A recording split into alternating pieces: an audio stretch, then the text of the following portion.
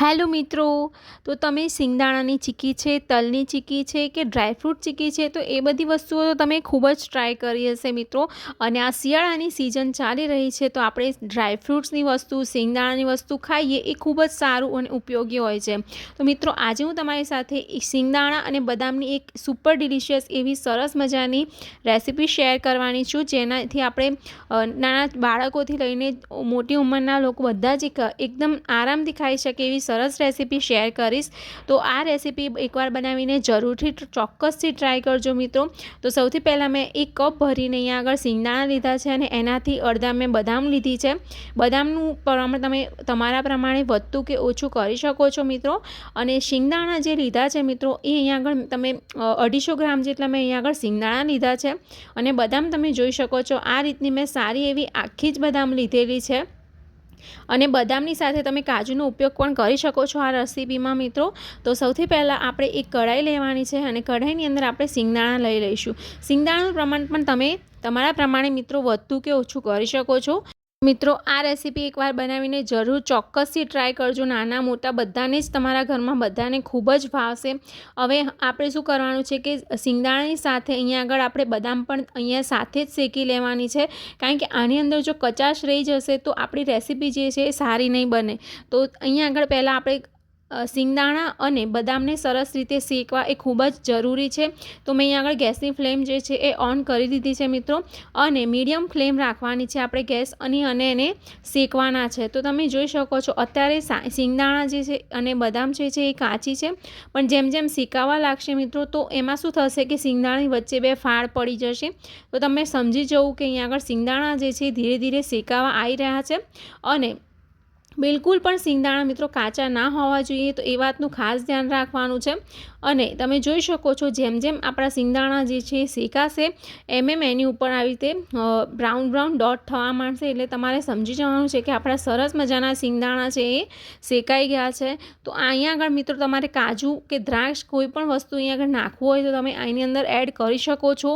Even આની અંદર ખજૂર પણ તમે આની ઘીની અંદર શેકીને એડ કરી શકો છો.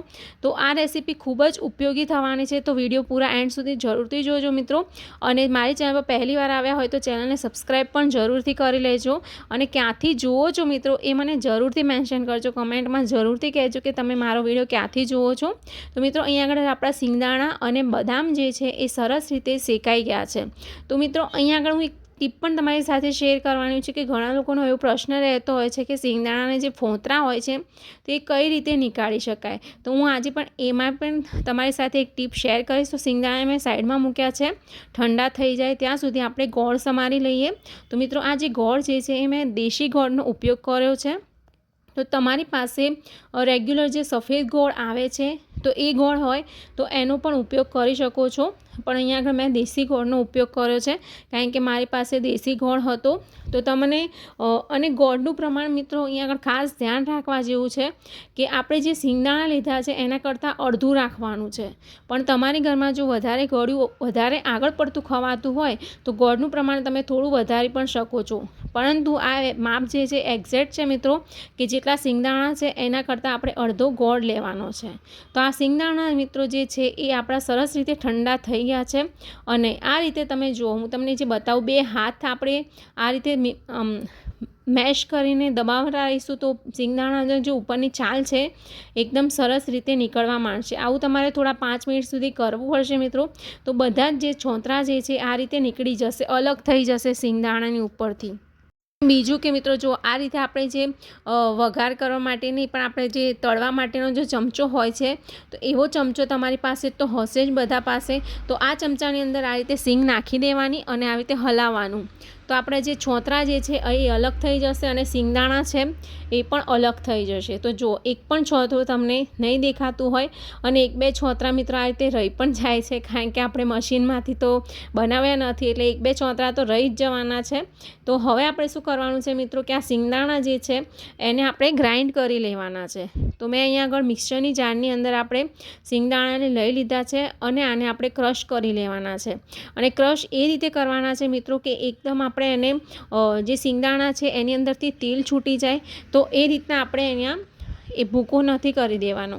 આપણે થોડું અધકચરું રાખવાના જે આ સિંગદાણા છે એને આપણે થોડા અધકચરા પીસવાના છે. તો તમે જોઈ શકો છો આ રીતે આપણે દરદરું જે સિંગદાણા છે એને પીસવાનું છે. અને અહીંયા આગળ હું આ જે ભૂકો કર્યો છે એને એક પ્લેટમાં લઈ લઉં છું. આ જ રીતે આપણે સેમ બધા જ સિંગદાણાને પીસી લેવાના છે. તો સિંગદાણાની સાથે મિત્રો અહીંયા આગળ મેં બદામને પણ અલગ કરીને મૂકી હતી. તો બદામને પણ અહીંયા સિંગદાણા સાથે જ ક્રશ કરી લેવાની છે. કાજુ તમે નાખ્યા હોય તો અહીંયા આ સ્ટેજ પર તમારે મિત્રો કાજુને પણ અહીંયા આગળ ક્રશ કરી લેવાના છે. તો જુઓ બધે જ બદામ જે છે મેં નાખી દીધી અને બદામનો પણ આ રીતે ભૂકો કરી લેવાનો છે. ખાસ ધ્યાન રાખવાનું છે કે એકદમ ઝીણો ભૂકો નથી કરવાનો. આપણે દરદરું જે છે આ મિક્સચર જે છે બનાવીએ છીએ તો એ થોડું દરદરું રાખવાનું છે. તો જ આપણી જે રેસીપી છે એકદમ સરસ બનીને તૈયાર થશે મિત્રો. તો આ ભૂકો તમે જોઈ શકો છો મિત્રો કે એકદમ સરસ મજાનો મેં ઇવન એકદમ દરદરું પીસીને તૈયાર કરી લીધો છે. અને આમાંથી મિત્રો ખાસી બધી જે આપણે તમને કહી દઉં મિત્રો તો આજે આપણે સિંગદાણાની તમે ચીકી કહો કે માવા ચીકી પણ કહી શકો છો સિંગદાણા બદામની. તો એ બનાવવાના છે. પછી હવે આપણે અહીંયા આગળ પેન લેવાનું છે. તો પેનની અંદર ઘી લઈશું. તો ઘીનું પ્રમાણ અહીંયા આગળ વધારે રહેશે. તો 3 થી 4 ચમચી જેટલું આપણે ઘી લઈ લેવાનું છે મિત્રો. કારણ કે જે સુખડી બનાવતા હોય કે ચીકી હોય તો ઘીનું પ્રમાણ જેટલું આગળ પડતું હશે તેટલી જ આપણી જે રેસીપી છે એ સરસ મજાની બનીને તૈયાર થાય છે. તો શિયાળાની સિઝન ચાલી રહી છે મિત્રો. તો આ બધી વસ્તુ ખાવાની તો મજા જ પડે છે. ઇવન તમારે શિયાળામાં તો આ વસ્તુ તો ખાવી જ જોઈએ. તો હવે આપણે ઘી ગરમ થઈ જાય પછી આપણે એની અંદર જે સમારેલો ગોળ છે તો એ ગોળને આની અંદર નાખી દઈશું અને સરસ રીતે આપણે મિક્સ કરી લેવાનું છે. મિત્રો અહીંયા આગળ ખાસ ધ્યાન રાખવાનું છે અહીંયા કે આપણે એનો પાયો નથી કરવાનો. એ જે રીતે આપણે ચીકીમાં પાયો કરીએ છીએ તો એનો પાયો એકદમ નથી કરવાનો. ખાલી આપણી જે ગેસની ફ્લેમ છે મિત્રો એકદમ મીડિયમ રાખવાની છે. હાઈ ફ્લેમ બિલકુલ પણ નથી રાખવાની. જો પાયો આપણે બની જશે ગોળનો તો આપણી ચીકી જે છે એકદમ કડક બનશે. તો ખાલી આપણે જે ગોળ છે એ ગોળને મેલ્ટ જ કરવાનો છે. બિલકુલ એકદમ ઓગાળવાનો છે. વધારે પડતો એનો એકદમ બબલ્સ આવવા માંડે, એકદમ પરપોટા થવા માંડે જેવી રીતે આપણે ચીકી કરીએ છીએ એવો એનો પાયો બિલકુલ નથી કરવાનો. બસ આ રીતે તમે જોઈ શકો છો કે ગોળ જે છે આપણો પીગળવો જોઈએ. એટલે કે ઓગળી જાય ત્યાં સુધી જ આપણે એનું ગોળને ઓગાળવાનો છે. એનાથી વધારે પાયો બનાવવાનો નથી. અને આપણે જે સિંગદાણા અને બદામનો ભૂકો બનાવીને તૈયાર કરેલો હતો તો એ બધો જ આની અંદર આપણે નાખી દેવાનો છે. અને એકદમ આ જ્યારે આપણે સિંગદાણા અને ભૂકો નાખીએ છીએ ત્યારે આપણે ગેસની ફ્લેમ જે છે ઓફ કરી દેવાની છે. કારણ કે ઘણીવાર એવું થતું હોય છે કે એકદમ જો પાયો બની જશે તો ચીકી ખાવામાં બિલકુલ પણ મજા નહીં આવે મિત્રો. એટલે ધ્યાન રાખવાનું અહીંયા આગળ કે ગેસની ફ્લેમ બંધ કરી દેવાની છે. અને ભૂકો આપણે જ્યારે નાખીએ છીએ ત્યારે હલાવીને સરસ રીતે મિક્સ થઈ જાય પછી ગેસની ફ્લેમ જે છે એને ફરીથી સ્ટાર્ટ કરી લેવાની છે. એટલે ફરીથી ગેસ ચાલુ કરી લેવાનો અને એને સરસ રીતે શેકી લેવાનો છે. વધારે પડતું પણ નહીં. ખાલી તમારે જો મિત્રો અને આ સ્ટેજ પર એવું પણ લાગતું હોય કે ભૂકો જે છે એની અંદર ઘી ઓછું લાગે છે તો તમે ઉપરથી 2-3 ચમચી ઘી વધારે પણ નાખી શકો છો. તો જુઓ આ રીતનું આપણી કન્સિસ્ટન્સી જે છે એ હોવી જોઈએ. જે રીતે આપણે સુખડી બનાવીએ છીએ સેમ એ જ રીતનું આપણું જે મિક્સચર છે મિશ્રણ જે છે આ બનીને તૈયાર થવું જોઈએ. તો આ જે ડીશ છે એને મેં 5 મિનિટ પહેલાં જ ગ્રીસ કરીને મૂકી દીધી હતી. તો જો આ રીતનું જે આપણું મિક્સર છે એને આપણે આ રીતે થાળી પર ઠારી દઈશું. અને એક બાજુ વાટકી જે છે વાટકી મિત્રો તૈયાર રાખવાની છે. કારણ કે આપણે સુખડી જ કહી શકો છો મિત્રો કે સિંગદાણાની સરસ મજાની સુખડી બનીને તૈયાર થાય છે. આપણે ખાંડનો પણ ઉપયોગ નથી કરેલો આની અંદર. તો બિલકુલ હેલ્ધી છે. તો તમે નાના છોકરાઓને બાળકોને પણ આપી શકો છો. કોઈ જ ટેન્શન નથી. ખાંડમાં બનાવેલી વસ્તુ હોય તો આપણે ખાવામાં થોડા ધ્યાન રાખવું પડે પણ આ ગોળની વસ્તુ છે તો આપણે બધા જ ખાઈ શકે એવી રીતે બનીને તૈયાર થાય છે. અને હવે આપણે એને ઠારી દઈશું. તો 5 થી 10 મિનિટ સુધી મેં અહીંયા આગળ સાઈડમાં મૂકી દીધી હતી. તો તમે જોઈ શકો છો. હવે અહીંયા આના આપણે પીસીસ કરી લઈશું. તો મિત્રો તમને માનવા પણ નહીં આવે એટલી સરસ એવી સુખડી આપણી જે બનીને તૈયાર થઈ હતી.